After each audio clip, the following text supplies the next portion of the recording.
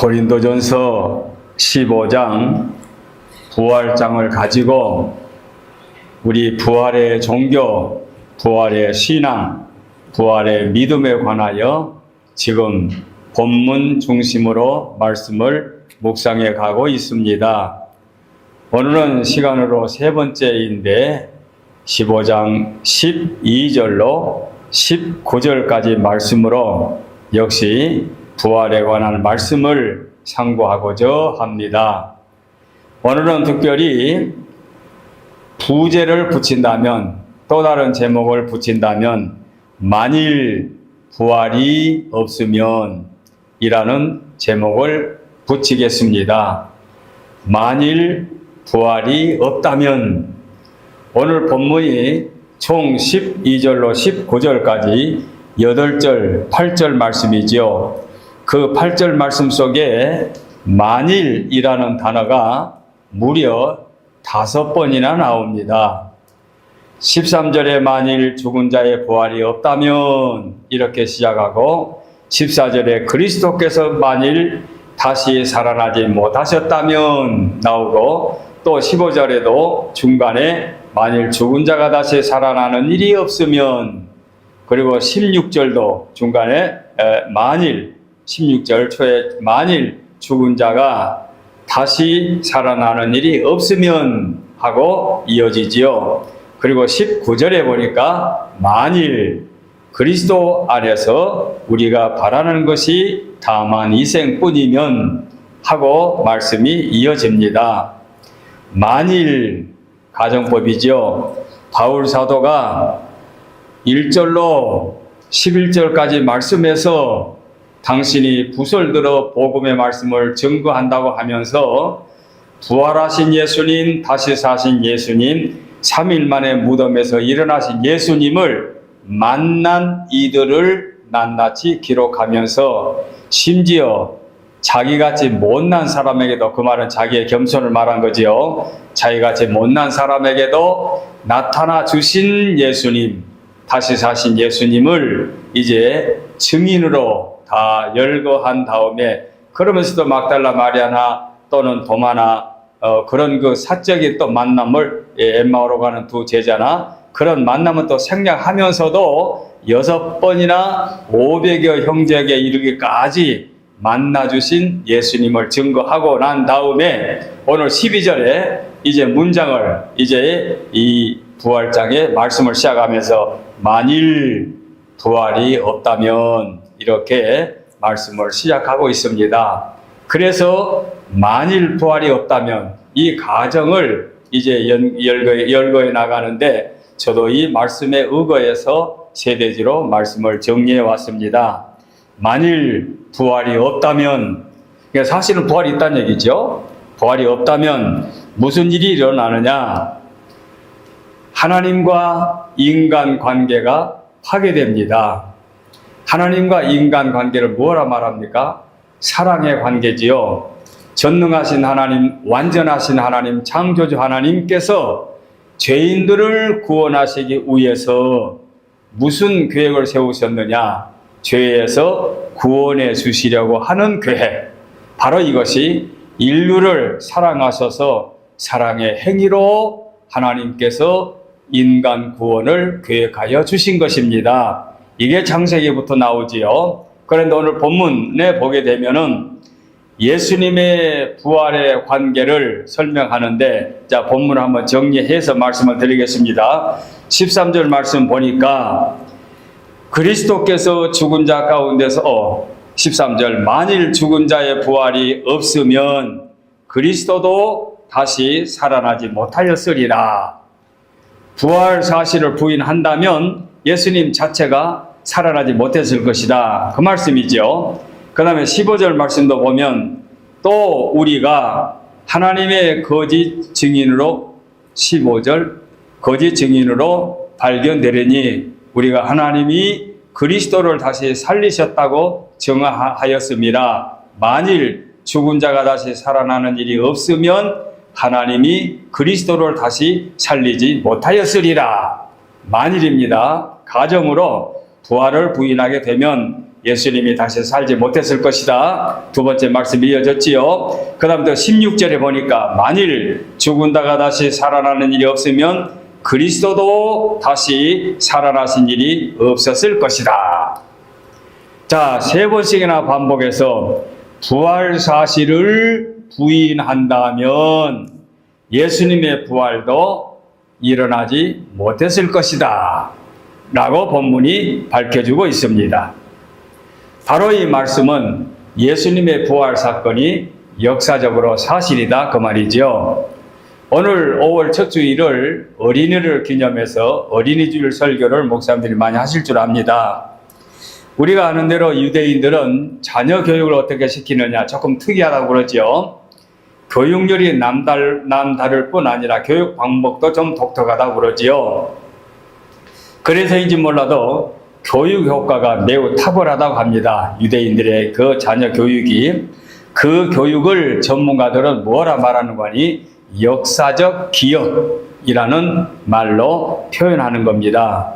유대인 부모님들이 자녀들에게 교육을 시키는데 그것은 역사적인 기억의 방법이다. 자, 역사가 무엇입니까? 역사라는 얘기는 지난날에 사실로 일어난 사건을 다르게 기록해 놓은 것이 역사이지요. 가치가 있는 역사지요. 왜곡을 시키거나 또는 부정해버리나 이건 가치가 없는 거지요. 역사를 역사 사실 그대로 공정하게 기록해 놓은 것이 역사지요. 그렇다면은 부활의 사건도 역사적으로 확실하게 증인들이 보여주고 주님이 살아나셔서 나타나 주셨으니 역사적인 사건인데, 자, 유대인들의 교육을 조금 더 언급해 보자면은 나이 13살이 되게 되면 성인식을 치른다고 합니다. 어린이들에게 이제 성인이. 그러면은 성인이 되면서 부모님들의 자녀들에게 무슨 방법 치는 아들아, 사랑하는 아들아, 3,500년 전에 우리 민족이 구원의 역사를, 구원의 이야기를 들려주겠는데 네가 이 말씀을 잘 기울여 들어라. 그러면 아이들은 훈련이 되었기 때문에 무릎을 꿇고 예 아버지 말씀해 주세요 하고 귀를 기울인다고 합니다. 그러면 부모님들의 자녀들에게 이스라엘 백성들이 애굽 땅에서 종살이 하다가 하나님의 놀라운 섭리와 기적과 역사를 통하여 애굽에서 나와 광야를 거쳐서 가나안 땅에 정착한 이야기를 이야기로 해준다고 합니다. 그러면 아이들이 눈을 감고 그 3,500년 전에 일어났던 사건들을 머리로 정리하며 기억을 한다고 그래요. 그러면은 무슨 교과서를 암기하라 그리고 시험에 나온다 그렇게 하지 않고 그냥 이야기로 정리해 주면은 그것을 아이들이 지금부터 3,500년 전에 우리 조상들이 이런 역사를 갖고 있었구나 하고 그들이 갖게 되는 거지요. 바로 역사적인 기억인데, 자, 바울 사도가 부활의 사실을 기록하면서 예수님의 부활이 분명하게 있어졌던 사건인데 다수의 사람들이 그것을 목격했고 나도 목격한 사람 중에 하나다. 그런데 만일 예수님의 부활 사건이 없었다면 하고 이런 그 가정법을 사용해서 문장을 사용합니다. 무덤을 지키던 군인들이 그 사람의 힘으로 한 사람의 힘으로 움직일 수 없는 돌무덤을 막아놓고 임봉까지 해놓고 그리고 24시간 그 무덤을 파수 지키고 있는데 3일째 되는 날 새벽에 찬란한 빛 가운데 무덤 문이 열리고 죽은 자 가운데서 예수님이 부활하셨다. 감히 누구도 예수님을 다시 체포할 수 없는 신령한 몸으로 부활하셨습니다.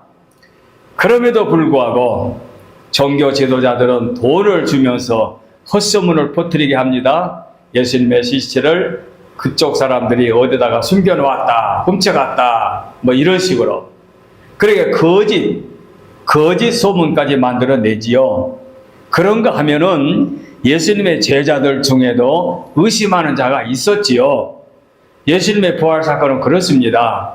이렇게 부활 사실을 부인하는 사람도 있고 부정하는 사람도 있고 방해하는 사람도 있죠. 그러나 예수님의 부활의 사건은 역사적인 사건인데 이미 부활하여 자기에까지 나타나 주신 예수님을 부활 그 사실을 부인하는 그 사람들에게 지금 이렇게 가정법으로 바울 사도가 말씀을 하고 있습니다. 마치 무슨 말인 거 아니? 자, 저와 여러분들이 이렇게 존재합니다. 이 시간에 함께 앉아서 말씀을 듣고 말씀을 전하고 있는데, 저와 여러분들은 세상에 어떻게 태어났습니까? 우리의 부모님들을 통하여, 아버님과 어머님을 통하여 우리가 이 땅에 태어나서 지금 이 시간에 존재합니다. 내가 지금 실존이 그렇습니다. 그런데 눈에 보이지 않는다고 해서 내 부모님들을 부정하고 인정하지 않는다고 하면은, 그러면 나는 뭐가 되겠습니까? 나 자체를 부정한 것이 돼버리죠. 그 말이 안 되지 않습니까? 내가 존재하고 있는데, 내가 현재 실존하고 있는데, 나를 부인한다고, 내 부모를 부인해버린다고 하면은 내 실존 자체가 부정되는 거 아닙니까? 그래서 예수님의 부활을 부정해버리게 되면은 예수님의 부활 사건만 부정된 것이 아니라 하나님께서 인류를 죄에서 구속해 주시려고 하는 하나님의 그 계획, 사랑의 계획이 파괴된다 그 말입니다. 사랑이 눈에 보입니까? 안 보이지요. 우리 부모님, 돌아가신 부모님들 눈에 보입니까? 안 보이죠. 그러나 부모님들이 세상에 존재하지 않는다고 해서 안 계신 것이 아니라 내 실존을 보면은 내 부모님이 계신 것처럼 하나님께서 사랑해 주셨기 때문에 예수 그리스도를 통하여 우리를 죄에서 구원하시고 예수님이 우리의 첫 열매가 되신 것입니다. 그러니 예수님의 부활을 비롯하여 부활 신앙과 부활 사상과 앞으로 일어날 부활의 역사를 부정하게 되면은 하나님의 사랑을 부정하게 되는 겁니다. 하나님의 사랑을 부정하게 되면 다 망가져 버린 거죠. 다 부서져 버린 거죠. 그래서 사람들이 어린아이 때는 유약하지요. 부모님들의 보호 가운데 자라나지요. 아무리 먹고 싶어도 부모님들이 먹을 것을 안 먹이면 어린아이들이 자라겠습니까? 그렇게 어린아이 성장해서 경험을 쌓지요. 마치 모진 풍파의 바다에 배가 그 시달림을 받는 것처럼 우리 사람들이 시달림을 당하지요. 그러면서 성숙하게 되지요. 그래서 어른이 되지요. 그래서 성인이라고 말합니다. 성인의 존재는 어떻습니까? 경험 없는 어린아이와 다른 존재가 된 거지요. 마치 다니엘 선지자가 이국 땅에서 나이 많도록까지 이국 땅 왕에게 총애를 받으면서 국사에 함께 동참했는 총리였습니다. 그런데 다른 바벨론의 본국의 다른 대신들과 다른 고관들로 하여금 시기와 질투를 받아서 말년에까지 억울한 누명을 씌우지요. 그래서 사자 굴 속에 던짐을 받을 수밖에 없는 처지까지 놓이게 됩니다. 그러나 경험을 통하여 하나님의 사랑을 깨닫고 있는 다니엘은 자기 집에 가서 고국의 창을 열어놓고 한결같은 마음으로 하나님께 감사하며 기도했습니다. 그 감사하며 기도한 것이 무엇입니까? 바로 그것이 하나님의 사랑을 깨닫고 의심하지 않고 있기 때문에 그랬습니다. 그런 성숙한 믿음을, 그 사랑을 깨닫고 있었기 때문에 다니엘은 사자굴송에서도 살아나오게 된 거지요. 이렇게 이스라엘의 어린 아동들이 3,500년 전에 자기 조상들의 역사를 그 부모님들을 통하여 들음으로 말미암아 그 아이들은 성장하게 되고 지금부터 3,500년 전에 조상들과 대화하는 마치 그때 시대의 사람들처럼 역사적 기억을 하게 된 거지요. 이런 교육이 효과 있는 교육이요 유대인들의 교육이라 그 말입니다. 이와 마찬가지로 예수님께서 2000년 전에 십자가에 못 박혀 죽으신 이 사건은 하나님의 사랑의 극치이고 하나님의 사랑의 최고보이고 하나님이 예수님의 부활을 통하여 우리의 구원을 완성시켜 주신 하나님의 사랑의 행위이기 때문에 부활을 부정하게 되면은 하나님의 사랑을 부정하게 되는 것이니 마치 우리가 내 부모를 부정한 것과 똑같은 말이 안 되는 가정법이라 그 말이죠. 그래서 부모님과 자녀의 관계는 무슨 관계를 말합니까? 혈연 관계라 그러지요. 피를 나누는 관계. 그래서 피는 물보다 진하다고 그러지요. 그래서 피와 피로 맺어진 부모와 자녀의 관계는 이렇게 끈끈한 관계인데, 만일에 부모와 자녀 사이에 사랑이 파괴되어 버렸다면 어찌 되겠습니까? 사랑이 없다면 어찌 되겠습니까? 그러면 부모님의 재산은 탐나지만 부모님들을 버리는 태주나가 되겠지요. 그런데 실제로 자기 몸으로 자기 태에서 태어나지 않는 양 자녀를 할지라도 지극한 사랑으로 자녀를 길러서 성인이 되어서 훌륭한 사회인으로 만들어 놓았고, 자녀 또한 자기 양부모를 그렇게 공경하고 사랑한다면 실제로 혈연 관계로 맺지 못한 관계를 할지라도 사랑의 관계로 말미암아 화목한 관계가 되는 거지요.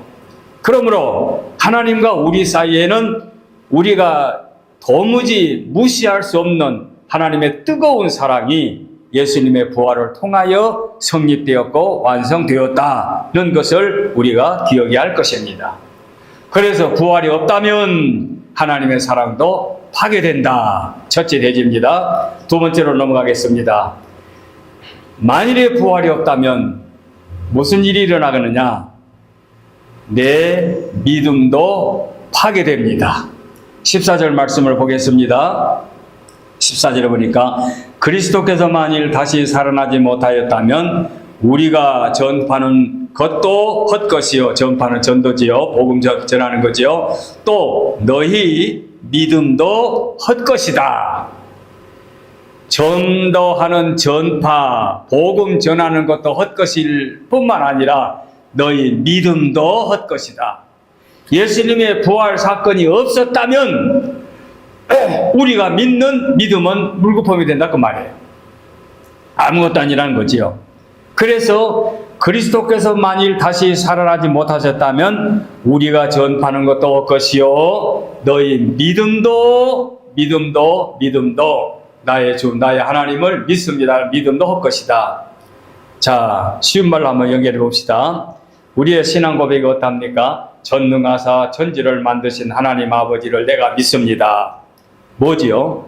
성부 하나님을 믿는다는 고백이지요. 전능하사 천지를 만드신 하나님, 못하실 것이 없는 하나님께서 천지를 만드신 그 하나님을 내가 믿습니다. 아버지로 믿습니다. 이제 성부 하나님을 향하여 신앙 고백했습니다. 두 번째로 그 외아들, 성부 하나님의 외아들, 그 외아들 우리 주 예수 그리스도를 믿습니다. 성자 예수를 믿는 거죠.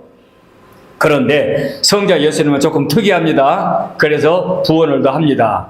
뭐라 부언합니까? 이는 누굽니까? 성자 예수님은, 그 성자 예수님은 성령으로 잉태하사, 성령으로 부부가 결혼을 해서 한 가정에서 자녀를 낳게 되는 것이 아니라 성령으로 잉태하사 동정녀 마리아에게 나시고, 예수님의 어머니 심지어 마리아 이름까지 이거 밝힙니다. 마리아에게 나시고 예수님의 탄생을 말씀드린 겁니다. 탄생, 그리고 본디오 빌라도에게 고난을 받으사 십자가에 못 박혀 죽으시고, 이건 뭡니까? 위에는 탄생, 밑에는 죽음 아닙니까? 예수님의 탄생과 죽음. 그래서 본디오 빌라도에게 고난을 받으사 십자가에 못 박혀 죽으시고 예수님의 사망. 그 다음에 뭡니까? 장사한 지 사흘 만에 죽은 자 가운데서 다시 살아나시어, 뭡니까? 사망 다음에 부활. 바로 이 사건이죠. 이거 우리 기독교의 이 지금 진리가 이렇게 이어진 거죠. 그래서 예수님의 탄생, 사망, 부활, 다시 살아나사 하늘에 오르사 전능하신 하나님 우편에 앉아 계시다가 뭡니까? 하늘로 승천하시고 예수님의 존재를 밝히고 있습니다. 하나님 우편에 앉아 계시다가 그 다음에 저리로 서서 한 자와 죽은 자를 심판하러 오시리라. 심판주, 재림주로 오실 예수님을 여기까지 고백합니다. 그래서 그 외아들 우리 주 예수 그리스도를 믿는데 그 예수님은 이런 분이다. 이렇게 탄생하셨고 이렇게 죽으시고 이렇게 부활하시고 이렇게 승천하셨다. 간단하지 않습니까? 문맥을 보면은. 그 다음에 여기까지는 이제 우리 주 예수 그리스도를 신앙을 고백했는데, 이 주님이 나의 주님인데 대단히 중요한 거죠. 자, 삼위일체 중에 성부와 성자가 나왔는데 성령이 이제 우리 기독교 신앙의 삼위일체니까 성령도 고백이 되지 않습니까? 그래서 성령을 믿사오며, 이게 삼위일체, 삼위일체 중 성령을 믿사오며, 그리고 그 다음에 거룩한 공예와 성도가 서로 교통하는 것, 이게 뭐지요? 지금 우리의 공동체지요. 저와 여러분이 고향도 다르고 성도 다르고 연령도 다르고 교육도 다르고 경험도 다른데 우리가 한 권속으로 지금 이렇게 한 공동체의 모임을 갖고 있습니다. 이게 거룩한 공예요. 성도가 서로 교통하는 것, 우리의 공동체입니다. 그리고 죄를 사하여 주시는 것과 몸이 다시 사는 것을 믿습니다. 이제 최후의 심판을 말하는 거죠. 그래서 신앙 고백이 이렇게 결말이 만들어지는데, 완전 무결하게 만드는 것을 이제 표현을 조금 바뀌어서 개정성경에 또 다른 신앙 고백을 나왔는데, 그 내용 같은 말입니다. 우리가 그 내용 자체가 같으니까 별로 그렇게 중요하게 여기지 않는데, 이렇게 했는데 이것이 바로 부활신앙의 핵심입니다. 부활신앙의 핵심. 그래서 2000년 전의 역사 속에서 일어났던 사건을 우리가 이 시대에 그대로 믿고 있기 때문에, 기독교 2000년의 역사 속에서 우리가 지금 한길 같은 그 믿음을 간직하고 있는 거지요. 그래서 기독교 역사를 보게 되면 순환의 역사, 순교의 역사, 피 흘리는 역사가 이어지지 않았습니까? 본래 기독교가 세워질 때 얼마나 많은 폭행을 받았습니까? 바울과 야고보와 요한과 기타 여러 사도들을 통해 얼마나 많은 고난을 당했습니까? 그걸 로마 제국의 탄압, 그리고 기독교가 숨어서 몰래 신앙생활을 하면서 복음이 전파되는 것. 그러는데도 하나님의 역사 가운데 300년경에 로마 제국의 기독교를 수용하고, 이제 기독교가 이제 지상으로 그야말로 지하에서 지상으로 올라오게 되는데, 그런데 교회가 그렇게 또 탄압에서 이제 인정으로 바뀌어지게 되니까 교회는 양적으로 성장하지만 또 내적으로도 타락하게 되지요. 그래서 교황과 황제와 교황의 다툼이라든가 동방교, 서방교로 나눠진 거라든가 여러 가지 사건들이 이어지죠.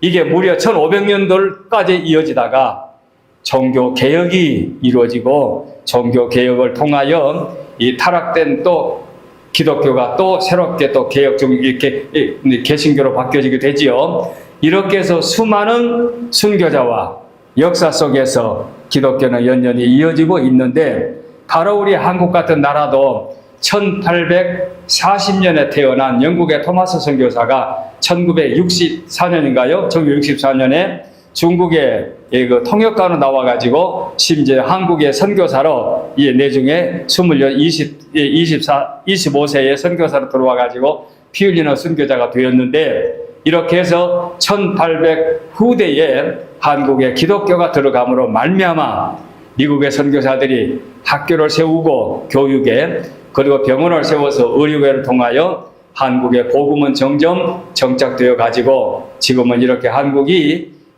발전되고 이제 성장해서 당당한 세계 한 나라로 이렇게 성장하게 된 거지요. 그래서 미개인들이 복음을 받아들이게 되면 선진국이 되는 것처럼 기독교의 역사는 이렇게 연연히 이어오게 된 겁니다. 바로 이것이 부활신앙의 핵심으로 말미암아 만들어지게 된 것이지요. 자, 그래서 우리가 만일에 부활이 없다면 하는 이런 회의론을 갖고 우리가 바울 사도처럼 전제해 볼 때 우리의 믿음이 헛것이다. 그러니 부활을 인정하면 우리의 믿음도 성립된다, 그 말씀이지요. 학문에서도 회의론과 존재론이 있지 않습니까? 그래서 회의론에 빠지게 되면 염세주의가 되고, 또 염세주의들 가운데 스스로 목숨을 해야 하는 자살하는 사람도 이제 나오게 되지요. 그러나 우리가 존재론을 인정하게 되면은 그야말로 또 긍정적인 삶을 살게 되지 않습니까? 철학자 데카르트 같은 사람은 명언을 남기지 않았습니까? 뭐라고 남겼지요? 나는 생각한다. 그러므로 나는 존재한다. 그 말뿐만 아니라 열 몇 가지 그 명언을 남겼는데, 진리는 거짓의 반대다. 그러니 진리의 반대는 거짓이다. 이런 식으로 말을 하면서 데카르트가 한 말이 유명한데, 뭐 옛날 젊었을 때는 많이 기억하고 있었습니다만은, 하여간 무슨 말입니까? 내가 존재한다? 그 존재하기 때문에 생각한다. 그래서 나는 생각한다. 그러므로 나는 존재한다. 이렇게 긍정적으로 부정할 것이 아니라, 십자가의 부활 사건을 부정할 것이 아니라 인정함으로 내 믿음도 형성되고 그 믿음이 점점 성장하게 되는 것은 내 삶의 방향을 바꿔지게 된다는 것이지요. 마지막 세 번째입니다. 만일에 부활이 없다면 우리의 소망도 박탈돼 버립니다. 우리의 소망도 박탈돼 버립니다. 자, 마지막 절 보겠습니다. 만일 그리스도 안에서 우리가 바라는 것이 다만 이생뿐이면 모든 사람 가운데 우리가 더욱 불쌍한 자리라. 자, 제가 부제로 만일에 부활이 없다면 그랬죠. 만일에 부활이 없다면 땡땡땡땡 해가지고 맨 마지막에 보니까 우리가 가장 불쌍한 자라. 왜? 소망이 없기 때문에. 오늘 그 마지막 절에 보니까 우리가 바라는 것이 이생뿐이면, 우리의 소망이 이 세계에서 끝나버린다면, 부활 사건이 없다고 하면은 이 세계에서 끝날 거 아니냐. 그러면 우리는 가장 불쌍한 자라. 이렇게 이어지게 되는 거죠. 그래서 우리가 바라는 것이 부활 신앙을 부인하게 되면은 이생뿐이고, 이생뿐이면 우리가 가장 불쌍한 자다. 이렇게 결론이 나왔지요. 성경을 보면 볼수록 참 진리가 재미있고 그 짜임새가 놀라워요. 자, 우리가 아는 대로 복음서의 사건과 사도행전의 사건 한번 정리를 해보십시다. 아는 건데 어떻게 말씀할 수 있습니까? 복음서의 사건은 예수님을 중심한 12제자의 공동체입니다. 그렇죠? 이건 부인할 필요가 없죠. 그 다음에 사도행전의 사건은 예수님이 안 계시고 12제자들이 사도의 이름으로 12사도들을 중심한 그리스도인들이 형성되는 게 사도행전의 사건입니다. 자, 그러면 주체는 누굽니까? 예수님의 12제자. 물론 이제 가론 유다 경우는 제가 설명합니다. 12제자. 그 다음에 사도행전의 핵심적인 인물이 누굽니까? 12사도. 그 인물이에요.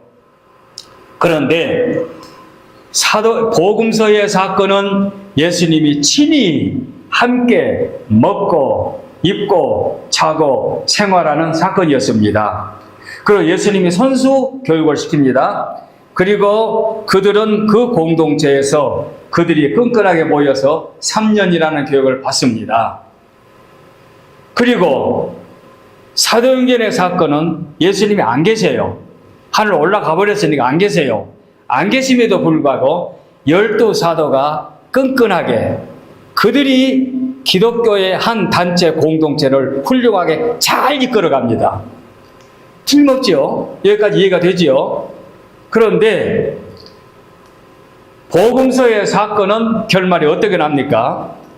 예수님이 십자가에 못 박혀 죽으시고 제자들이 흩어져 버립니다. 와해돼 버려요. 없어져 버려요. 도망가 버려요. 아까 말씀드린 배신자도 나와요. 그런데 사도행전의 사건은 어떻습니까? 그들이 목숨까지 내놓고 복음을 증거하는데 열성을 다해요. 그 사람이 그 사람인데 베드로, 요한, 야고보, 마태, 도마, 그 사람들이 그 사람들이에요. 똑같은 인물인데 복음서의 사건과 사도행전의 사건이 달라요. 그 다른 원인이 뭡니까? 다른 원인이 뭐예요? 여러분 이제 이렇게 말하면 결론 나오지 않았습니까? 예수님의 부활 사건입니다. 예수님이 죽어 무덤에 묻혀 있다고 하면 사도행전의 사건이 일어났겠습니까? 어림도 없지요. 그런데 부활하여 나타내 주셨고 약속된 대로 승천하시고 성령을 보내주시니까 이것을 눈으로 보고 체험하고 그들이 달라진 거예요. 똑같은 인물인데 복음서의 활동과 사도행전의 활동이 달라요. 이게 뭐냐? 이게 부활 사건 때문입니다. 예수님이 부활하지 않았다면 세상 것으로 절망으로 흩어지고 와야 버리고 가장 불쌍한 존재가 예수님의 12 제자일 텐데 예수님이 부활함으로 말미암아 그 제자들이 새로운 힘을 얻어서 완전히 딴 사람이 된 거예요. 이것